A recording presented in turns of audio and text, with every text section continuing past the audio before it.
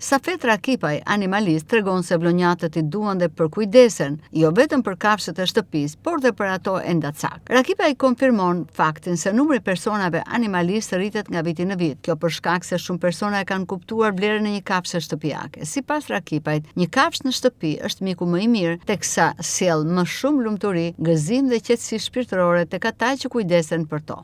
Në vitet e fundit ka ndryshuar normalisht kjo dashuria ndaj kafshës sa vjen e porite. Nëse në fillim ishin të pak personat që i donin kafshë që kujdeseshin për ta, sidomos për kafshët e rrugës, tani sapo vjen e porite. Njerëzit janë ndërgjegjësuar më tepër dhe kanë kuptuar se dashuria ndaj kafshëve është një ndër virtytet më të mëdha që ka njerëzimi, dhe porite. Por çfarë fiton një njeri duke patur dashurinë ndaj kafshës apo dhe duke mbajtur një kafshë të tjera? Përfitimi është një përfitim emocional që jo çdo kush e përjeton.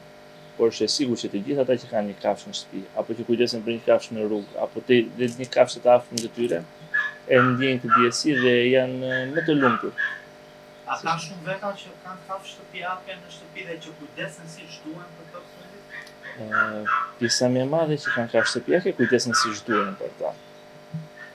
Pastaj qytetarëve që ka kafshë në shtëpi? Numri i qytetarëve që ka kafshë sapo vjen e porite. Animalisti Safet Rakipaj tregon se për kujdesja për kafshët e shtëpisë dhe ata endacak, sigurisht që ka kosto. Shumë prej qytetarëve të Vlorës, por dhe të huaj, shpenzojnë për kafshët e shtëpisë, por dhe ata endacak. Ata sipas Rakipajt blejnë duke filluar nga ushqimet tek vendet e qëndrimit, por dhe për argëtimin e tyre. Sipas animalistit, shumë persona blejnë kafshët shtëpiake ku ndër më të preferuara janë macet. Ndoshta si një trend, ndoshta si duke parë të tjerët se sa rahat ndjen në kafshët e tyre, por që është një numër që sa vjen e porite. Ndërkohë, a shpenzojnë vlonjatët për kafshët shtëpiake kryesisht? Po, pjesa më e madhe e vlonjatëve shpenzojnë për kafshët shtëpiake, por shpenzojnë edhe për kafshët e rrugës. Ka dhe shumë vullnetarë që marrin produktet më të mira për kafshët e rrugës. Pjesa më e madhe janë të huaj, por dhe shqiptarët po. Çfarë blejnë kryesisht? Le të themi cilat janë ato produktet më të tërhequra? Produktet bazë janë ushqimet, snackët,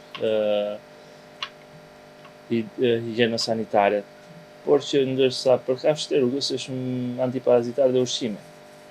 Për t'i mbrojtur, kafshët po blihen, por jo në një numër shumë të madh. Më preferuar?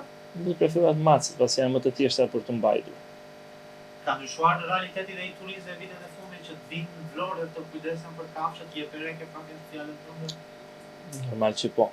I të huajt kanë qenë shtysa kryesore, që kanë filluar janë kujdesur për kafshët e rrugës, për kafshët e braktisura. Dhe ata me thënë kanë qenë gjithmonë më përpara se sa ne me dashurinë ndaj kafshëve dhe dinë atë ndjesin. Ke një mesazh për gjithë ata të cilët e themi janë skeptik pse duhet mbajnë një kafshë shtëpiake në banesë? Normal që po.